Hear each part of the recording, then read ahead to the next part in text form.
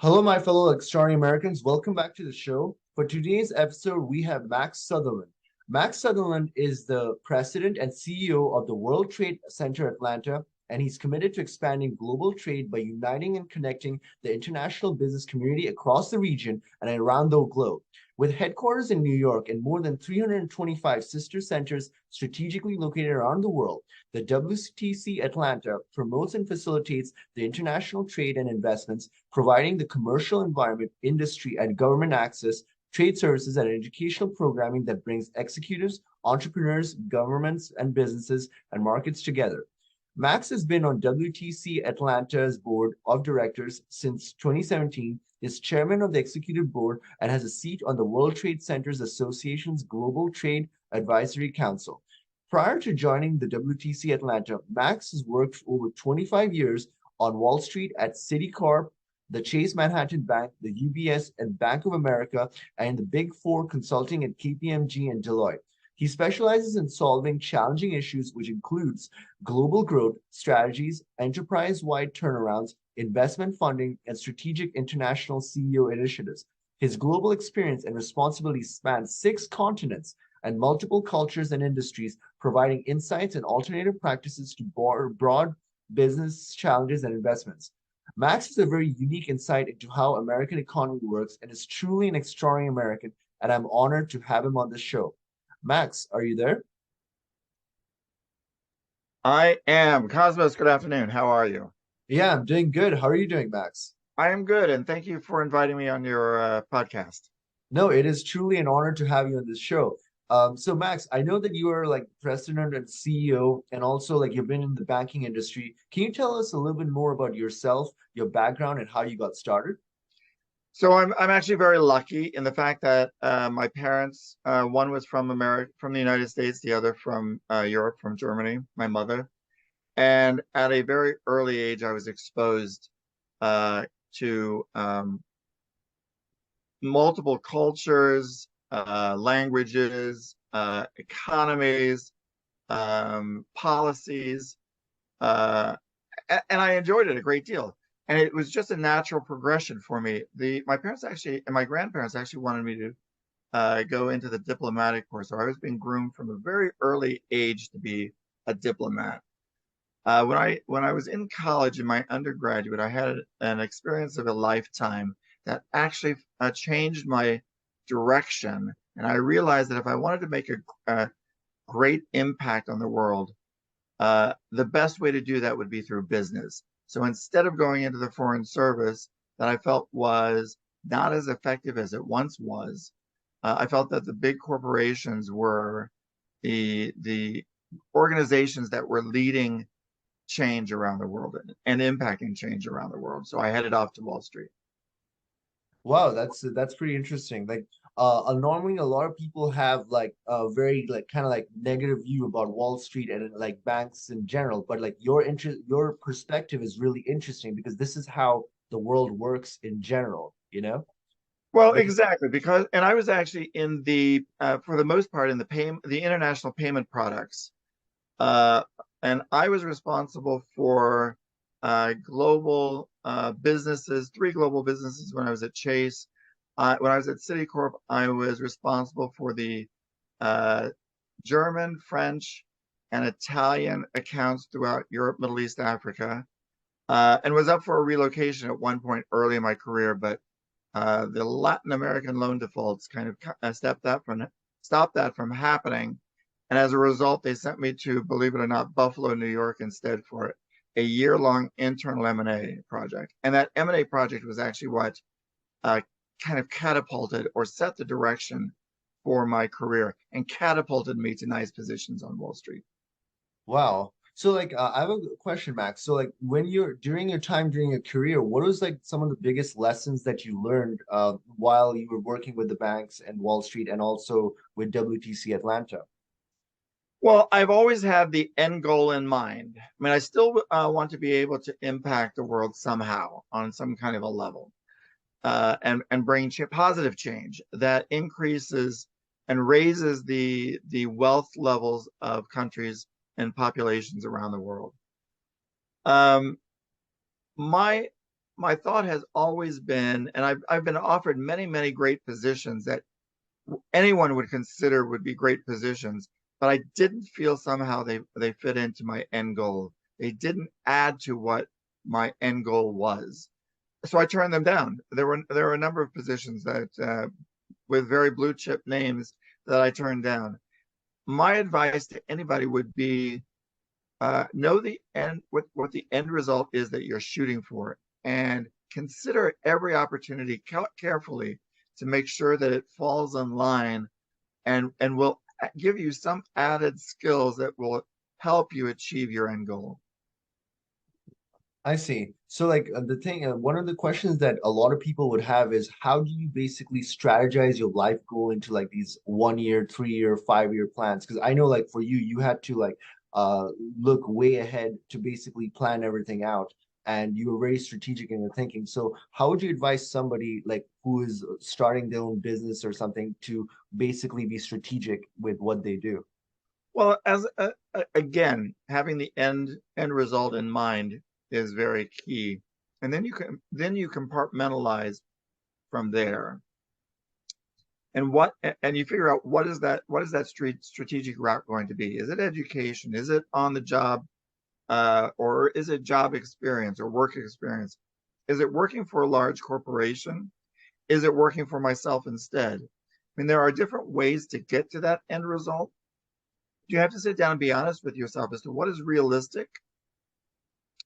I've been asked many times throughout my career by already seasoned professionals, guys that were my age, and at that time I was already in my 40s and early 50s, asking me how they can gain global experience. And if you're asking that question in your 40s and 50s, it's already too late. You need to be starting that quest from undergrad on and get as much undergrad international experience as possible, whether it's through international studies or work study programs abroad. Um, Either way, you need to leave undergrad with at least an international perspective, if not a global perspective. One of the things that when I transitioned when I was in undergrad, my initial uh, major for going into the diplomatic corps, my initial major was just international political science. However, as I mentioned, I had this once in a lifetime experience that changed my career and changed my life.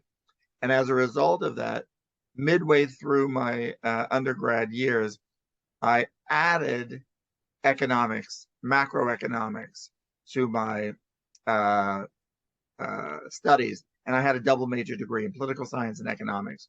My focus was consistently with political science, international relations, and my focus consistently with economics was macroeconomics, because I wanted to understand how nations interact with each other, how the rich nations interact with the developing nations, and what those rich nations, both from a political policy perspective, but also from an economic policy perspective, what they need to do to elevate those wealth levels in those developing nations to then become strategic markets for the developed nations, the wealthy nations, to be able to do business in.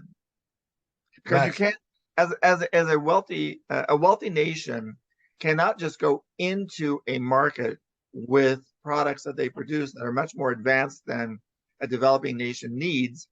They have to first raise the wealth level of that nation and the standard of living to expect those kinds of new products. it's really interesting that you bring this point, Max, because I know like a while back I read the book The Wealth of Nations, and Mm-hmm. it was a really interesting book. And there's a lot of like debate on capitalism and socialism, but like the thing is, you have to have a certain way of giving exchange to others, and you got to like have products and services. You got to be in a producing mindset. But a lot of people don't understand that on a macro level and like how it works. So like my question to you would be, what is the greatest epiphany that you had during your time of understanding how macroeconomics work? So my thought was always that there has to be a natural progression for especially for a developing country. I don't think personally, and this is my personal opinion, I think it's very difficult for a poor developing nation to go directly to capitalism.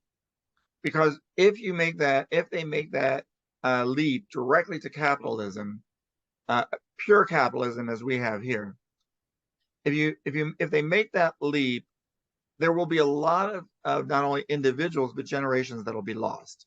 You'll then have this incredible divide between the very wealthy individuals and the majority of the population, which will still be poor.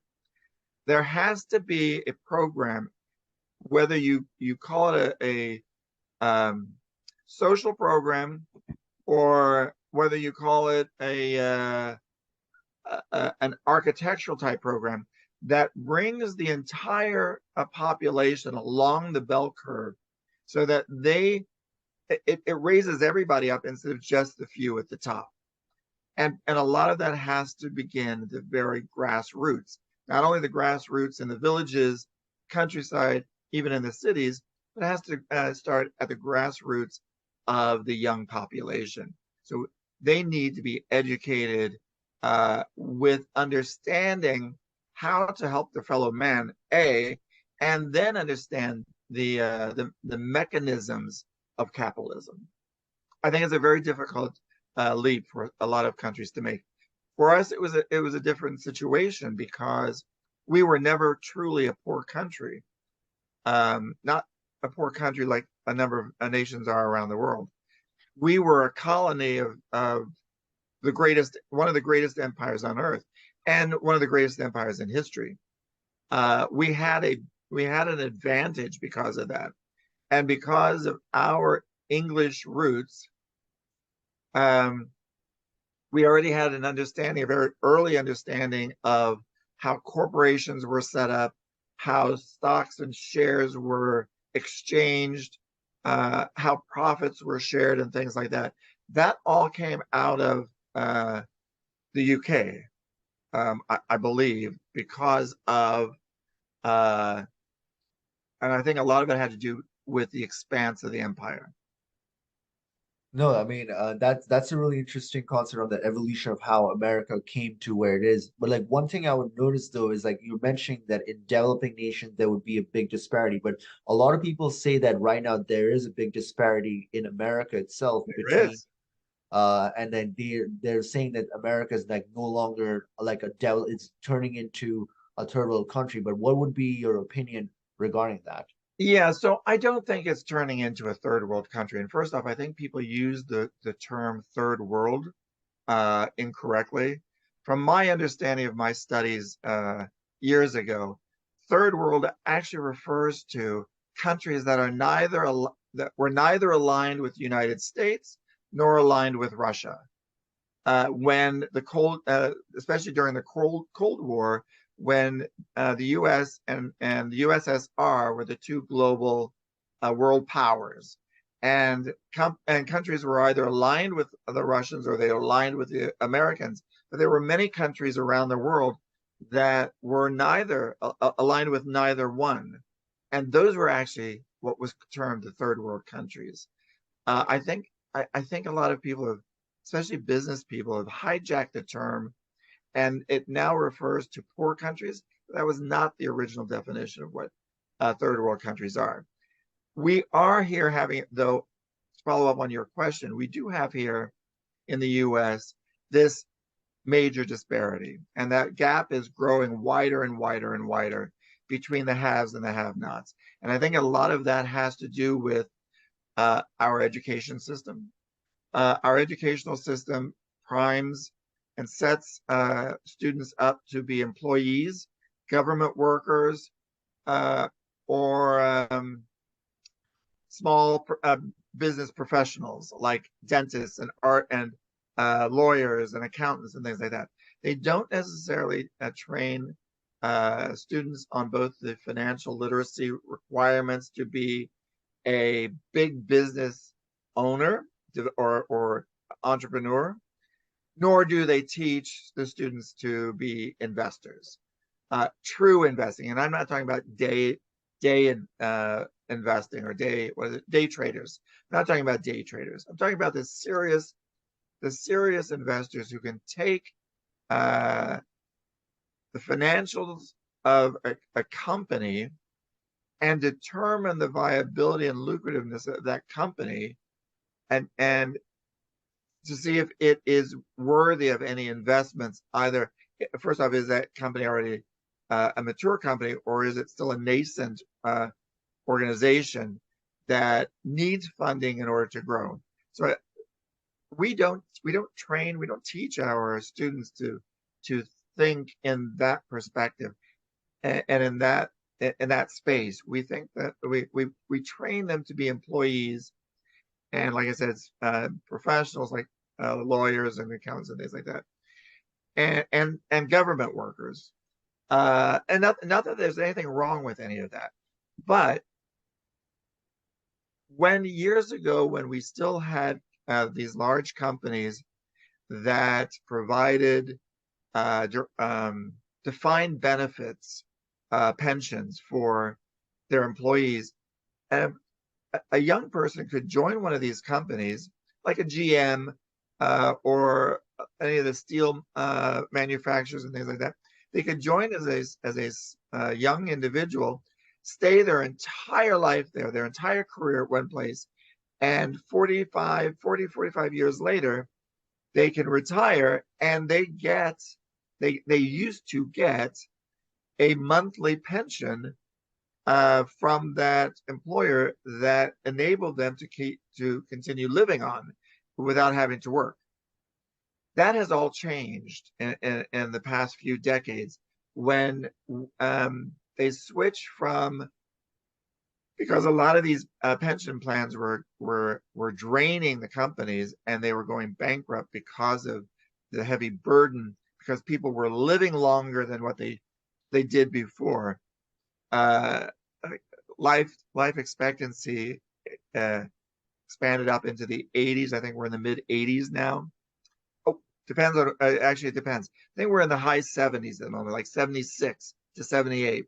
But there are studies that if someone has a degree, even just a bachelor's degree, it actually reaches up into the low to mid 80s for life expectancy. Having said that, though, um, because of people living now longer, and people were still retiring at 65, uh, the companies were having to pay these pensions for longer than what they originally expected. And it was draining on the company. So they changed that to a defined contribution. So now instead of the employer putting money into a fund that will years later pay you a pension check every month, they now expected the employee to, and this was passed by Congress because so many of the defined benefit plans were going bankrupt and collapsing. The Washington Congress set up and changed the law so that there was a defined contribution plan. So the individual, the employee, contributed into a mutual fund monthly, or an IRA or something like that on a regular basis. Unfortunately, that you would think that would give the individual control, and it gives the individual employees some a bit of control, but it doesn't give them the knowledge of really doing this properly, and really there are so many mutual funds out there. First off, there's high growth, there's the conservative ones. There, I don't even remember what all the different categories are, but there are some people that put all their money into the high risk, high growth plans, and they lose it all because they're not investing smartly. And that's because we're not giving them the skills and the knowledge to do that. You bring up an excellent point, Max, because that's like we're going to like the gist of like what's happening, what has happened over the past 50, 60 years. So like there was a time around the 50s or 60s, like there was a healthy middle class. But now because Yes. of all these policies and because of these hidden causes. Like most people, they don't know why things are happening, but they just see the change, but they don't know why it's happening. So because of what you just said right now, so like like the companies made all these changes, and now the middle class started like all many of the jobs also got outsourced, and it just created a lot of loss of jobs, and people like they don't know what to do about it altogether.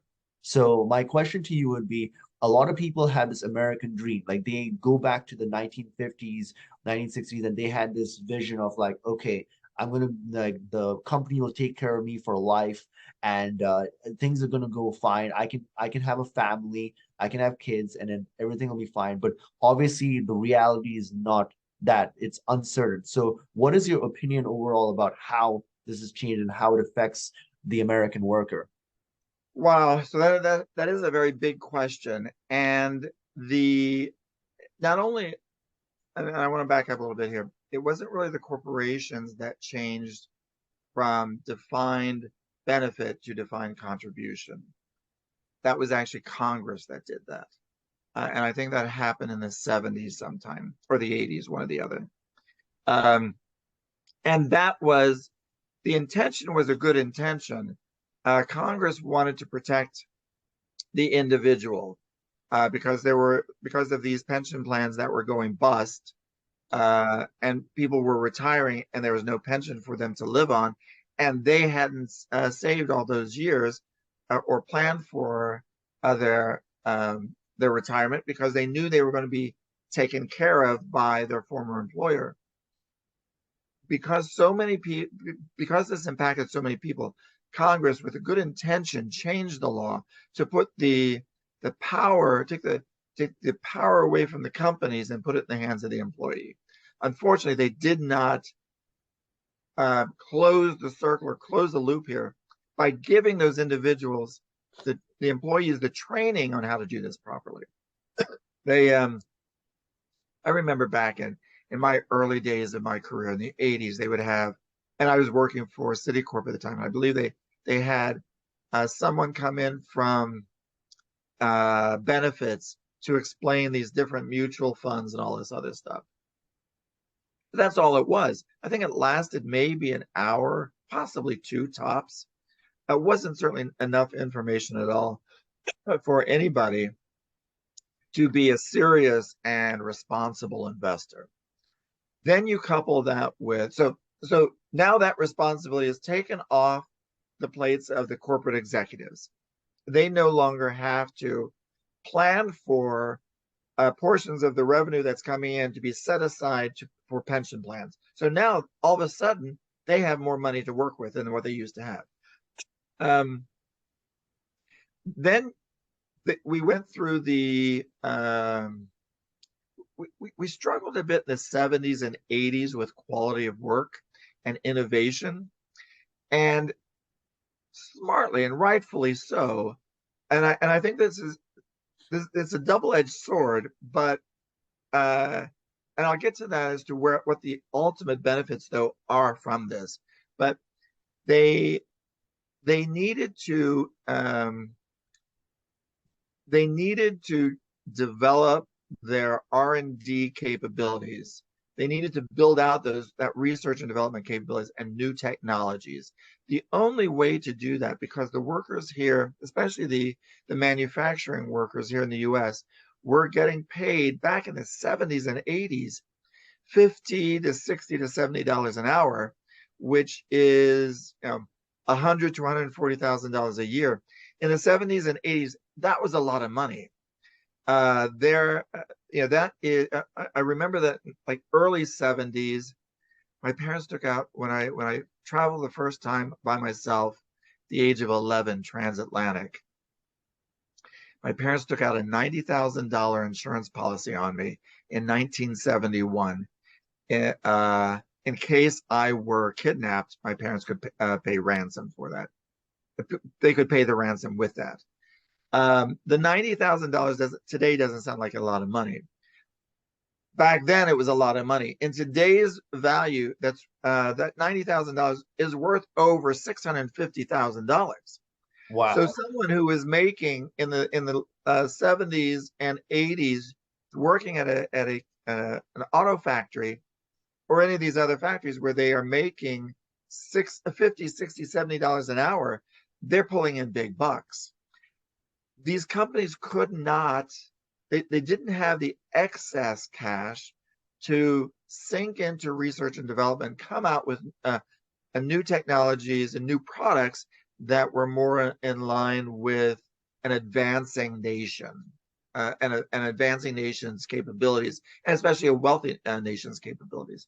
So a lot of those jobs did have to, in order to shrink the costs and to be able to have more money to sink into research and development, they had to offshore a lot of these jobs. Now, I wonder if sometimes there could have been a better way of offshoring this process. I mean, it seemed like it was a gold rush, and everybody was heading, instead of heading to California in 1849, they were going to Asia. And that was the proverbial gold because labor was so inexpensive. And they could have easily 10, 15, 20 people do the job that one person here in the US was doing, and they were still paying only a small percentage of what that one person was earning or being paid here. So it didn't matter about having as much efficiency there, because the manpower was there, the labor force was there, and there was always a new generation, a younger generation coming up. I know that in a number of the markets, if you especially as recently as the 90s and early 2000s, or even the late 2000s, if you did not, a young individual had to make as much money as they could by the time they hit 30, because usually by the time they hit 30, they were replaced by a younger person, and they no longer had a job. So they had to do something else, and it certainly was not earning the kind of money that the American companies and plants were paying them there. That's a huge problem. It did raise the wealth level, and we see that with China. We see that now with Vietnam. We see it with Thailand.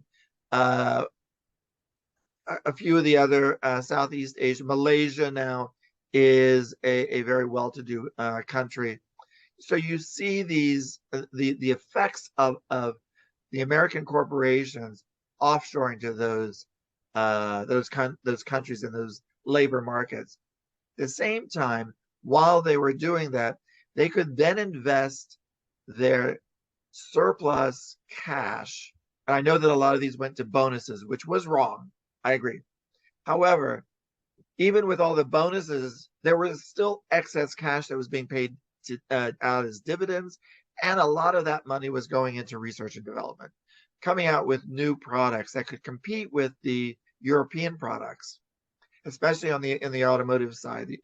The 60s, 70s, 80s, especially the 70s, the 80s, the European auto market or auto models were far more advanced than what ours were here. And yet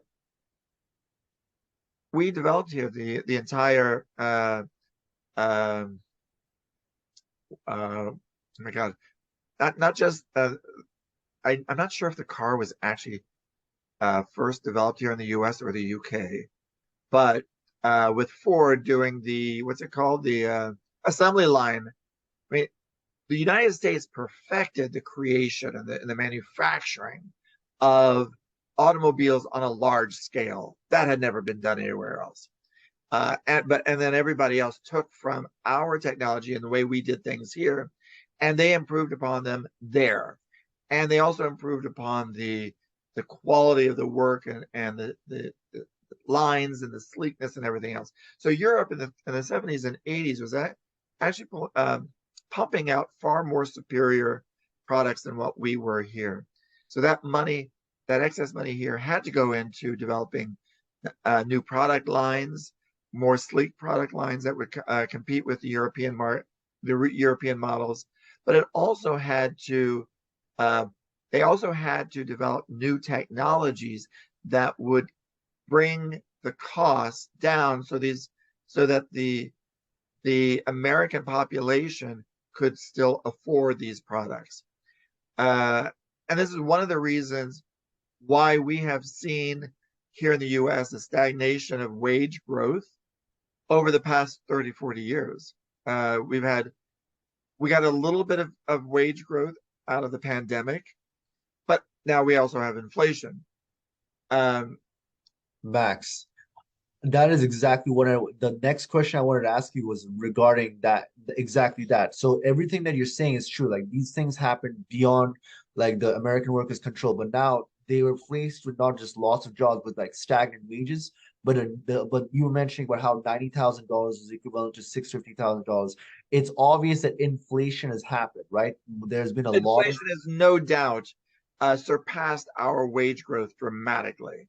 And I think that's part of why this has trickled into other aspects of our economy and our market. It is trickled into um, the healthcare industry because as uh, as time has gone on, there are a lot of healthy products that are developed out there, but there are also a lot of fast food junk products that are available on the shelves in grocery stores that are cheaper than these healthier products. And if an individual's wages are not growing to be able to afford these healthier products, they then migrate to these cheaper products that only exacerbates then the health conditions that we're seeing today. And I think it has proliferated the entire obesity uh, wow. pandemic that we have here. I love how, I mean, I don't like love it, but like it's just so fascinating how there's like an interconnection between everything. But like basically what I realized like when I was studying the American economy was, okay, these people lost their jobs. There's now stagnation of wages, Mhm. relative stagnation, but because of the inflation is more, the wages are not keeping up with the inflation. And then on top of that, the American worker now has to deal with debt, like where he has to take on debt to maintain the lifestyle that they already had in the 1950s and 90s, because nobody wants to lose the lifestyle that they had. Like they're trying to hold on to it. But now, as a result of that, two people, like the mother and the father, are working now, and they have two jobs, and they're trying to maintain the same lifestyle. But inflation keeps going, and now the debt, now they have to take on debt. So, what is your opinion regarding the entire situation that we find, where there's stagnant wages, inflation, debt, and then there's like the disappearing of the middle class in general? Yeah, so when I was young, this is way before your time, I remember I was still very familiar with most families where the husband worked and the wife stayed at home to raise the children and take care of the household. And for a vast majority of people, that worked quite well. A husband could bring home the bacon, and they lived quite comfortably. I mean, they weren't necessarily upper middle class, but they were a good, solid middle class family. And two people, and then even children. So husband and wife back then could live as cheaply as one. You know, as I'm not sure if you're single or not, but single individuals, they create a lot of waste uh, because when I they am go single, grocery but shopping, they buy, even if they don't buy in bulk, they buy a loaf of bread, and how many single individuals get through the entire loaf of bread before it starts getting moldy? Not very many people. I think there's some waste there. There's a lot of waste in other things as well with regard to groceries. So they always said that two people could easily live as cheaply as one because uh, that second person is not going to require more food to eat, but will just help consume the amount that the single individual was buying for himself, his or herself. Today, however, that's different. Today, it does take two wage earners to be feeding the family. That wasn't the case years ago, and that is because of the increase in inflation that has increased our prices throughout. I'm sorry, let me just mute this.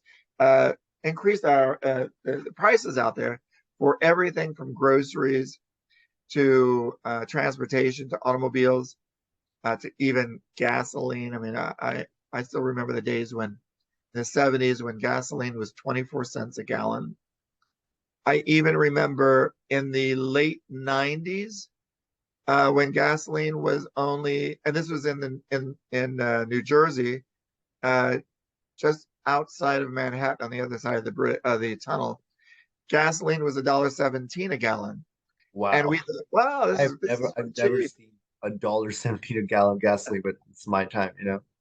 Yeah, I mean, it literally it was as low in the 70s as 24 cents a gallon. That's the 22 to 24 cents a gallon was the cheapest that I remember in my lifetime. I don't remember what it was in the 60s because I wasn't paying attention. But I started paying attention during the oil embargo of the early mid 70s. So you see, like over here, I'm seeing like a like cause and effect on a very intricate level. So you had a traditional household where you had the husband bringing in the bacon. There was like the traditional wife. There was the family. This was the American dream. Like if you ask Right. a lot of people, they have a view of like that as the American dream, where you have this manufacturing job that's paying the big bucks, like so like really good money, and then now because now all of a sudden that American dream is just taken away and now two people have to do the jobs, and you know how financial stress leads to marriage problems, and you Right. see the divorce rates all going up. So what is like your opinion in general about how an American, like let's say you have an American worker right now, how should he see the entire cause and effect, and how should he go about it? What's the right thought and action if you had to speak to somebody like Yeah. in And we touched on this a bit with regard to employers. We kind of alluded to it. Employees are no longer uh, um, loyal to their employees. And as a result, employees are no longer loyal to their employers. And uh, an individual, a young individual joining the workforce today, is expected to have upwards of 10 plus jobs, if even more, by the time they hit their late 30s uh, or 40 or even early 40s. They will have already gone through not only a number of different jobs, but they may have switched industries and they may have refocused their careers. That wasn't heard of way back when. That was people who hopped back then was typically someone you did not want to hire because they were not loyal to the employer and they would be gone in a couple of years. I've Today, you're lucky if you get a I couple of years out of an employee, right? And the individual, the young population today that are entering the market, they need to first off be aware of that and know that every time they switch jobs, whether they do it voluntarily or they get downsized or outsourced or something, where they lose their job, there's always going to be a few months in there or potentially a few months in between the job they're leaving and the new job they're starting. So they're always tapping into their savings. So it's really hard to build up that savings, A. And B, it's even harder to continue that type of investing mentality of contributing into a plan because typically when you leave an employer, you have to transfer that money over within a certain amount of time. Otherwise, it's just distributed to you. And when it's distributed to you, you have to pay all these penalties. So you lose all this money that you put into this, contributed into the plans. And I'm not a big fan of mutual funds to begin with. But for the individual who doesn't want to take the time to become financially literate, those are good for them. But I think that they should also, though, uh, work very focused on becoming financially literate. Financial literacy is extremely important so that they understand the mechanisms and the analysis capabilities of being able to identify a good investment opportunity, or they can start doing investment on the side themselves, whether it's through real estate or a new business or anything else, a startup, and then continue working their day job while they're doing something else on the side, and then be able to make that transition at some point over to either becoming an investor full time or becoming an entrepreneur full time. It's a process, though. Our education system doesn't do it right. So the individual has to take control, and they have to also develop the skills that they can leverage as well in the interim until they're able to be an investor full time or to be an entrepreneur full time. They need to develop skills that an employer will want uh, to hire to bring on, because you need to be able to cover your monthly expenses, right? You need a roof over your head, you need food in your belly, and you need a transportation to get from here to there, whether it's through mass transit or you own a car. Um, those are the three basic things that you need to have. Uh, so you need to develop the skills that enable and make it easier for you to get those jobs that are going to pay for that. Those jobs at the moment are really high tech jobs. And we talked about companies, these corporations that offshored manufacturing. They sent them to Asia. I think actually we missed the boat here. I think our corporations are really hold a lot of responsibility for what's happening at the southern border. I think that companies should have gone south first to Central America and South America, to Latin America, and worked on the Western Hemisphere to build up those markets throughout the Western Hemisphere and stabilize those, especially in Central America. Had they done that, people would not, the crime rate wouldn't be nearly what it is today.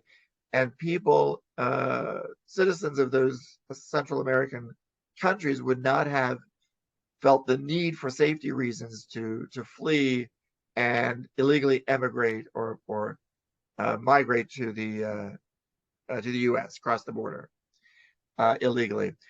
But these jobs, we're now seeing a lot of things going on with China, and because of the pandemic and the supply chain and how this pandemic has seriously disrupted our supply chain. And there have been a lot of cargo ships that have gotten backlogged in the Asian ports, and a lot of them that are even backlogged, that were backlogged for a while offshore outside of LA. We see that now, and as a result, a lot of companies are beginning to reshore those jobs. They're either reshoring them back to the U.S. or they're nearshoring them to south of the border, which is good as well. So But Max, those jobs that are coming back are not the same jobs that left. Those jobs that left were very hand intensive. They were very manually intensive. The jobs that are coming back today, because they've had the time to develop new technologies and put a lot of funding into research and development, they have these companies have built these highly automated plants. So as a result, those jobs that were needed in the plants here back in the 50s, 60s, and 70s, and even in the 80s before they were offshored. Those jobs are no longer being done by an individual. Those jobs are being done by a robot or a machine of some sort. automation. Yeah. Automation, right. So the jobs, though, that are required today are the people who run those robots, the people who can repair those robots, the people who can maintain those machines and those computer systems, and who can write the code to so that these machines and these robots know exactly what they're supposed to be doing, or these computers know what they're supposed to be doing. And I mean, we're getting up into that artificial intelligence. We're pushing into that space very quickly, and those are the skills that are highly needed now for those jobs that are coming back. So Max, this is you make a wonderful point here. So my question to you would be, during the transition process. So the American worker, like they were used to this certain skill set. It was outsourced and now it's being reshored back. But there's a requirement of a different set of skill sets. But a lot of people, like they're having a difficulty like with the transition process. So what kind of structures or like help would be needed to help these people transition smoothly from the old sort of jobs to this new world. Right. So I think that first off, again, education is key here. And I think our educational system has dropped the ball a great deal because it hasn't prepared any of these generations or the past few generations to be able to do the work that needs to be done now. I think that we have to open up and because so much is not being done at the high school level in educating our young generations. It used to be back in the 50s, you only needed a high school education. You could get a very good paying job. By the 70s, you needed a college degree, an undergraduate degree to get a very good job. Today, it's almost as if you need a master's degree to get a very good job. Uh, the talent and the capabilities that's coming out of our K through 12 system, our secondary education system, is so much lower than what it was years ago that there are students that are coming out of school and they don't nearly have the skills that prepare them for not not even not only today's work requirements, but they wouldn't have been qualified for the same work requirements that were available back in the 70s and 80s, let alone the 50s, because in the 50s, all they needed was a high school education. I think it's a very good idea to make community colleges an extension to go beyond two things: to go beyond high school and go from high school to community college and get those skills and that knowledge that will help them to go on then further, perhaps to get a 4-year degree if they want to go that direction. I think we also need, and those community colleges, I believe, should be free to the public because we're not giving the students in high school the kind of skills and education that they used to give years ago. I also think that we need to seriously bring back technology or what are they called? Technical schools, vocational schools. There was a time I remember years ago that a student going from grade school to junior high, and I don't remember if it happened in junior high already or if it happened in high school when they went from junior high to high school. But when one of those two transitions, they could either go the academic route, which was high school, which would give them knowledge and language skills and mathematical skills and that kind of stuff. Didn't necessarily prepare them for any specific job. It basically prepared them to go on to college. Other individuals could go to vocational schools, and those vocational schools could have been mechanics, could be accounting, could be secretarial schools. I mean, there were so many different vocational schools that a path that they could take, but there were plenty of them back then.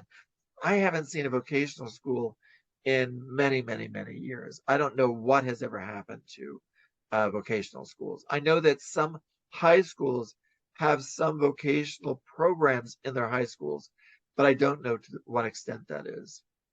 So Max, you bring up the point that's necessary, like it's education and transition. It's just that a lot of people, a lot of like Americans find it difficult to adjust to the reality, and then they're looking for something outside of that, like the politicians to fix the problems. But we have to know that we are our own saviors. We got to take matters into our own hands.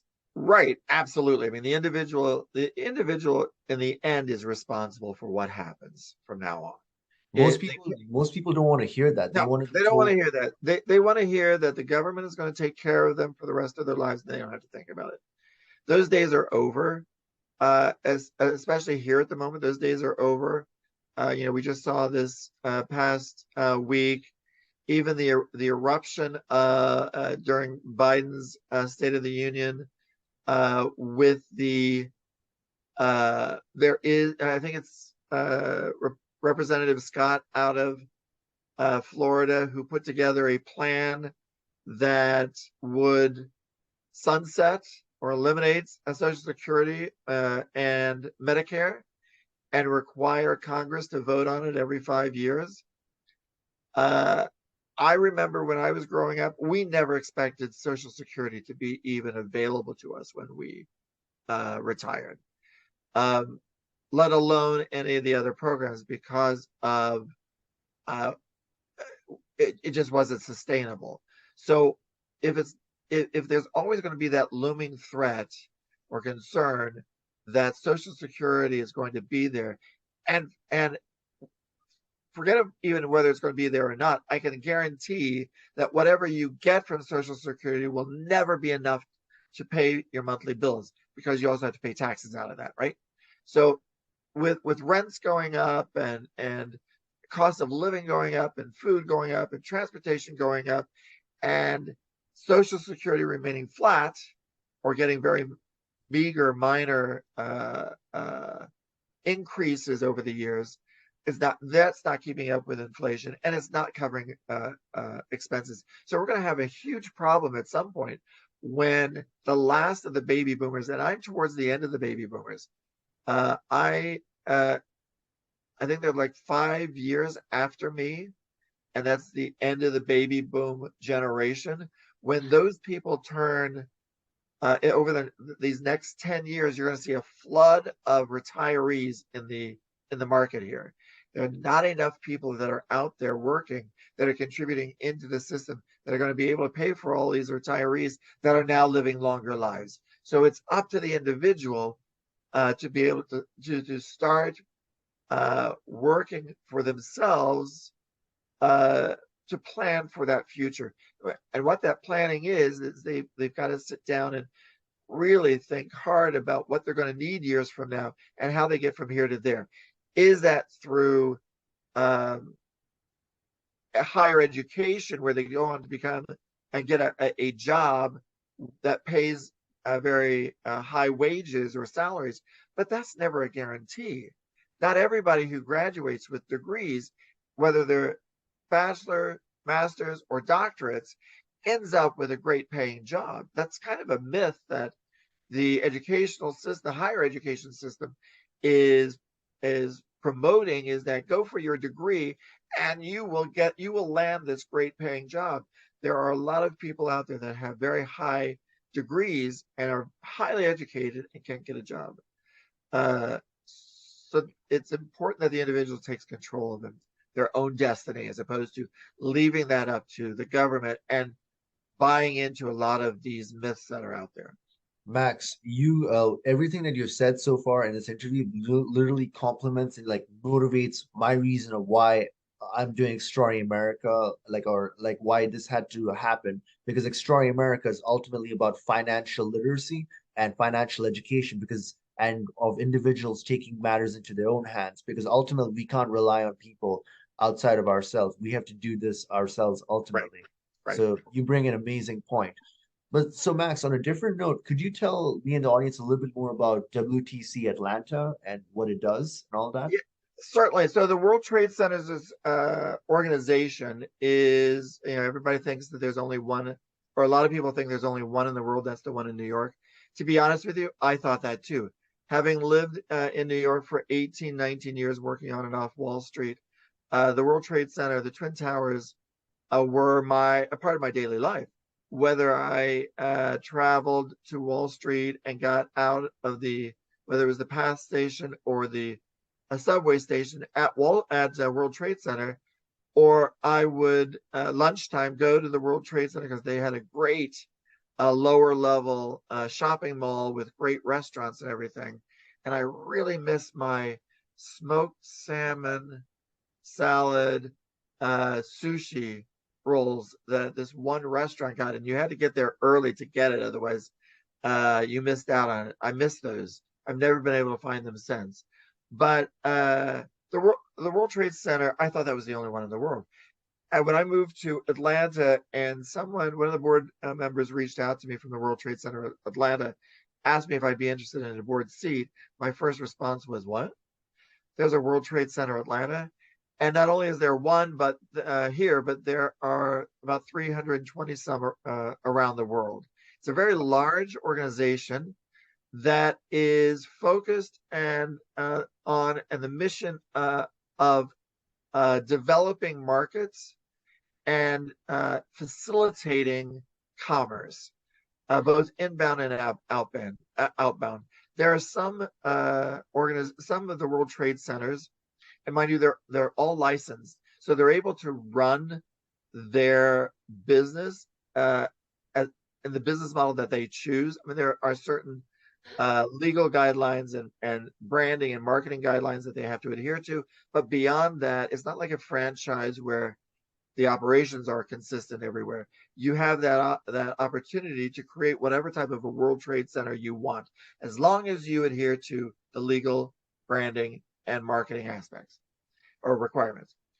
So there are some World Trade Centers out there that are purely real estate, and they typically are developers that have and architects that have developed a building, a commercial building, and they lease out the office space, and they create this ecosystem of international trade and investment service providers, or companies that engage in international business. There are other World Trade Centers out there that also offer conferences, programming, education, investment opportunities, and they are more engaged in the community, and they play a more pivotal role in the community. The World Trade Center Atlanta's mission has been to do all of that. To not only we go back to 1982. We were our conception was 1982. The three founding fathers were John Portman Jr., Ambassador Andrew Young, and Maynard Jackson. And they created this back in and purchased the license back in 82. They have donated that license to the company, the corporation of the World Trade Center Atlanta, Inc. The board of directors, nobody owns that license. The board of directors, because the corporation owns it, the board of directors, it has the fiduciary and custodial responsibility of maintaining that license in good standing. So we offer conferences, events, spotlight events on different markets around the world. We have an academy that students can take. And the track that we have at the moment, there are 4 different modules. It's all the way from strategy to operations and legal aspects and financials and all that. For someone who is wanting to either branch out into new markets overseas, or foreign companies that want to come into the U.S. market here. So we have the Academy program. We have we're working on securing real estate. We are in conversations with some of the owners of buildings downtown Atlanta to brand the building as World Trade Center Atlanta and create an ecosystem here of international trade and investment, and then in which we want to then be able to have dedicated space where we will launch, first off, an incubator space or center for not for local companies, startup companies, but rather foreign companies that want to enter the U.S. or Southeast or Georgia market or Atlanta market and dip their toes into it without committing long-term for office space. They're able to do it through us, and they would have that office space, and they would also have that connection, affiliation with the World Trade Center Atlanta, which would give them more panache when they're out there marketing who they are. And then we also want to launch an international trade and investment center. Wait a minute, it's called the Center for International Trade and Investments. So it is a like an R&D type think tank that will convene power brokers and players, not only from around Atlanta, because we have one of the highest concentrations of Fortune 500 headquarters here in Atlanta, but we also have a high level of foreign companies or international global companies that have operations here in Atlanta. But we also have 70 consulates. We have 30 some binational chambers of commerce. We have 54 local chambers of commerce in the greater Atlanta area. We have a number of global organizations. And we have access to the Global World Trade Centers Association around the world. And we have 60 some universities here in Atlanta, in the greater Atlanta area. So we can tap into this incredible pool of intellectuals as well as experienced individuals, executives who know and have the eyes and ears on the ground through their companies around the world and know what needs to be done, where we can then identify, convene these power brokers and identify economically challenged markets around the world that can benefit from trade and investment with Georgia, but first need to be somehow shored up. Whether that shoring up is a requirement of or a need from a financial perspective or the financial system, is that the healthcare system, and many times it's the healthcare system, but also it could be political stability. We have the Carter Center here that is very, very active in ensuring that there are fair elections that happen around the world in quite a number of countries, and they're very welcomed in these countries to make sure that the results are always fair and equitable to all parties, right? That the winners win and the losers don't try and do a coup over the winners or anything like that, right? So they want to make sure that all the elections are transparent and fair and just. And those are the types of things that we have, the resources we have here in Atlanta, that we can collectively go to these economically challenged markets and roll out initiatives, whether it's the political stability initiatives through the Carter Center, the help of the Carter Center, whether it is through what's the word I'm looking for? Oh my God, I'm drawing a blank here. Shoring up. Whether it's shoring up then their healthcare system. We have the CDC here. Not only do we have the CDC, which is headquartered here in Atlanta, but we also have the Global Health Crisis Coordination Center, and they have the eyes and the ears on the ground of what's happening around the world health-wise, because they collaborate with Coca-Cola. We have Coca-Cola that's headquartered here. Coca-Cola is one of the few products that's in every single market around the world. Mm-hmm. They're in poor markets, they're in rich markets, they're in middle markets, mid markets, they're middle class markets. They are in the coldest environments, they're in the hottest environments. They're everywhere. And they, as a result, are a wealth of information as to what's happening on the ground in these markets around the world. Wow, that's awesome, Max, and thank you so much for sharing that with us. So, Max, if let's say our audience wants to connect with you, how would they do that? Yeah. So, let me also say though too, if an individual or a company wants to create or have the World Trade Center Atlanta as part of their legacy, we reactivated our 501c3 status a year ago this month. We actually was re-established and reactivated February 15th of last year. We can now take sizable donations as tax write-offs for the individual donating, because we're now a 501c3 again. We are actively working to build up an endowment fund of 10 million so that we can then bring in and hire full-time staff to take a lot of this work off of the board of directors' plates.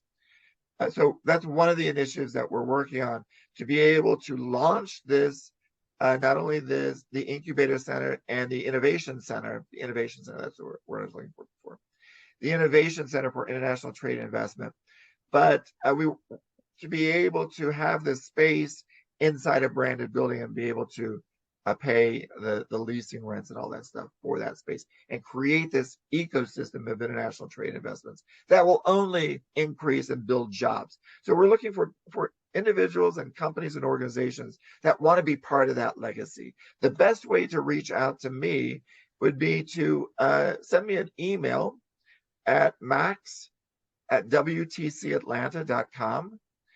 They can also send me a text. I typically don't answer the phone if I don't recognize it, but I will. If somebody sends me a text, I will respond if they explain what it is. So they can send that to my phone number at 914-374-1250. And I'd be happy to talk to anybody who is interested in being part of that legacy and being part of this. It's more than an experiment. This is something that is greater and bigger than all of us combined. That is awesome, Max. Thank you so much for sharing that with us. And I want to conclude this podcast by letting you know that it was an extremely like an honor to have you on this show. Like your insights into how everything works, the macroeconomics of it is so amazing. And I would love to definitely have you as a guest back on the show at like a later time. I would love to. Thank you. Thank you for giving me the opportunity to speak. It is an honor for me to interview you. And I want to conclude this podcast by letting my fellow extraordinary Americans know that, hey, there's an extraordinary within each and every one of us, and it's our duty to awaken it and unleash it. Till next time, bye for now. Hey there, everyone. Thank you